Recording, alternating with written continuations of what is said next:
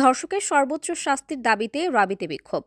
দেশব্যাপী চলমান ধর্ষণ প্রতিরোধ ও ধর্ষকের সর্বোচ্চ শাস্তি কার্যকর করে নারীসহ জনসাধারণের সার্বিক নিরাপত্তা নিশ্চিত করার দাবিতে বিক্ষোভ মিছিল করেছেন রাজশাহী বিশ্ববিদ্যালয়ের শিক্ষার্থীরা। শনিবার ৮ মার্চ সন্ধ্যা ৭টার দিকে বিশ্ববিদ্যালয়ের জোহা চত্বরে শিক্ষার্থীরা জড়ো হন। পরে সেখান থেকে একটি মিছিল বের হয়ে বিশ্ববিদ্যালয়ের প্যারিস রোড হয়ে ছাত্রী হলগুলো প্রদক্ষিণ করে জোহা চত্বরে সংক্ষিপ্ত সমাবেশ করেন তারা।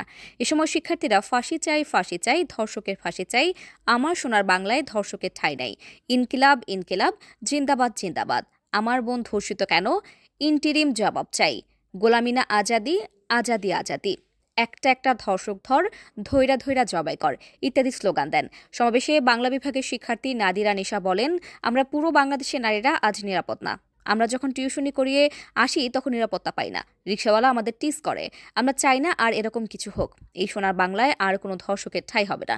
দেশে যারা ধর্ষক তাদের চিহ্নিত করে দ্রুত সরকার তাদেরকে শাস্তি দেবে।